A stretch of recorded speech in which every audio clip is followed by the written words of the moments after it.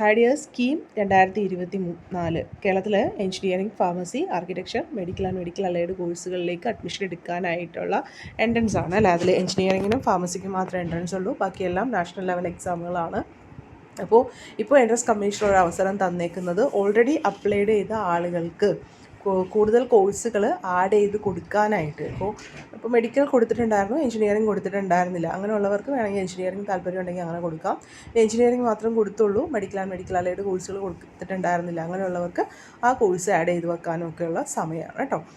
Okay, അപ്പോൾ medical and medical allied കോഴ്സുകൾ എന്ന് പറയുമ്പോൾ നമ്മൾ നീറ്റാണ് എഴുതേണ്ടത്. അതിൽ വരുന്ന കോഴ്സുകൾ മെഡിക്കൽ കോഴ്സുകളായിട്ട് MBBS, BDS, homeo, Ayurveda, Siddha, Unani കോഴ്സുകളും, അതുപോലെ അലൈഡ് കോഴ്സുകളായിട്ട് BSc honours agriculture, forestry, fisheries, corporation and banking, climate change and environment science, BTech biotechnology, അത് കേരള അഗ്രികൾച്ചർ യൂണിവേഴ്സിറ്റിയുടെ വെറ്റിനറി കോഴ്സ്. ഇത്രയും കോഴ്സുകളാണ് സാധാരണ നമുക്ക് നീറ്റ് എഴുതിയിട്ട് അഡ്മിഷൻ എടുക്കാനായിട്ട് സാധിക്കുന്നത്. ഇനി എഞ്ചിനീയറിംഗ് കോഴ്സുകൾ നമുക്കറിയാം, BTech കോഴ്സുകളെല്ലാം തന്നെ എഞ്ചിനീയറിംഗ് കോഴ്സുകളിൽ വരുന്നതാണ്. നമ്മൾ കീം എൻട്രൻസ് നിർബന്ധമായിട്ട് എഴുതണം. ഫാർമസി കോഴ്സും കീമിൻ്റെ ഫിസിക്സ്, കെമിസ്ട്രി എന്നുള്ള ആ ഒരു പേപ്പർ എഴുതണം. BPharm എന്ന് പറയുന്നത്. പിന്നെ ആർക്കിടെക്ചർ, അത് PRക്കാണ് നമുക്ക് നാഷണൽ ലെവലിലുള്ള എക്സാമാണ് എഴുതുന്നത്. അപ്പോൾ ഇതിൽ ഏതെങ്കിലും കോഴ്സുകൾ നിങ്ങളിപ്പോൾ എക്സാമുകളൊക്കെ എഴുതാൻ തീരുമാനിച്ചിട്ടുണ്ട്, പക്ഷേ ആഡാക്കിയിട്ടില്ല എങ്കിൽ നിങ്ങൾക്ക് അങ്ങനെ ഇപ്പോൾ ആഡാക്കാവുന്നതാണ് കേട്ടോ.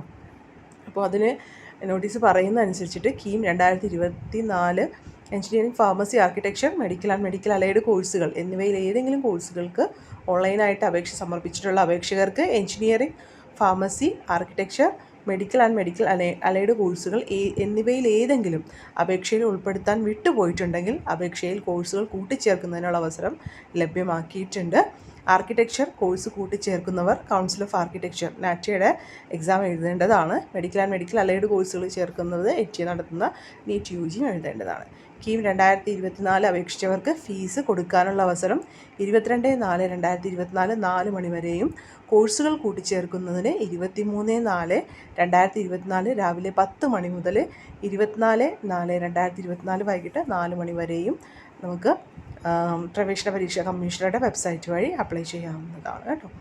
ഇനി കീം മുഖേന ഏതെങ്കിലും കോഴ്സിനായിട്ട് പ്രവേശന പരീക്ഷാ കമ്മീഷണർക്ക് അപേക്ഷകൾ സമർപ്പിച്ചിട്ടുള്ളവർ പുതിയ കോഴ്സുകൾ കൂട്ടിച്ചേർക്കുന്നതിനായിട്ട് നിങ്ങൾ ചെയ്യേണ്ടത് കീമിൻ്റെ വെബ്സൈറ്റിൽ പോയിട്ട് നമ്മുടെ ആപ്ലിക്കേഷൻ നമ്പറും പാസ്വേഡും നൽകി ലോഗിൻ ചെയ്തിട്ട് നമ്മളതിൽ ആഡ് എന്ന ഒരു മെനു അവിടെ കാണിട്ടുണ്ടാവും, ആഡ് കോഴ്സ് എന്ന് പറയുന്ന ആ ഒരു മെനുവിൽ ക്ലിക്ക് ചെയ്തിട്ട് നിങ്ങൾക്ക് ഏത് കോഴ്സാണ് വേണ്ടത് അതനുസരിച്ചിട്ട് ആഡാക്കുന്നതാണ് കേട്ടോ. അപ്പോൾ ചിലത് ആഡാക്കുമ്പോൾ നമുക്ക് ഫീസ് എക്സ്ട്രാ ഉണ്ടാവില്ല.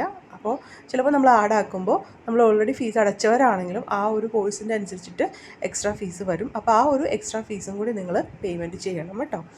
അല്ലെങ്കിൽ നിങ്ങൾക്ക് ഫലം തടഞ്ഞു വെക്കുകയോ അങ്ങനെയൊക്കെ ചെയ്യാം കേട്ടോ. അപ്പോൾ അതുകൊണ്ട് ഫീസ് ഉണ്ടോ എന്ന് നോക്കുക. ചിലവർക്ക് ഉണ്ടായിന്ന് വരില്ല, ചിലവർക്ക് ഫീസ് കൂടുതലായിട്ട് കോഴ്സ് ആഡ് ചെയ്ത് വെച്ച് കൊടുക്കുന്നതനുസരിച്ചിട്ട് വരുന്നതായിരിക്കും കേട്ടോ. അപ്പോൾ 24/4/2024 വൈകുന്നേരം 4 മണി വരെയാണ് നമ്മൾക്കിപ്പോൾ നിലവിൽ കോഴ്സ് ആഡ് ചെയ്യാനായിട്ട് സമയം തന്നിരിക്കുന്നത്. ഇത് ഇനി നീട്ടി തരുന്നതല്ലാന്ന് എൻട്രൻസ് കമ്മീഷണർ പറയുന്നുണ്ട്. വിദ്യാർത്ഥികൾ കോഴ്സുകൾ കൂട്ടിച്ചേർക്കുന്നതിൽ ജാഗ്രത പുലർത്തേണ്ടതും നിശ്ചിത സമയത്തിനുള്ളിൽ പൂർത്തിയാക്കേണ്ടതുമാണ്.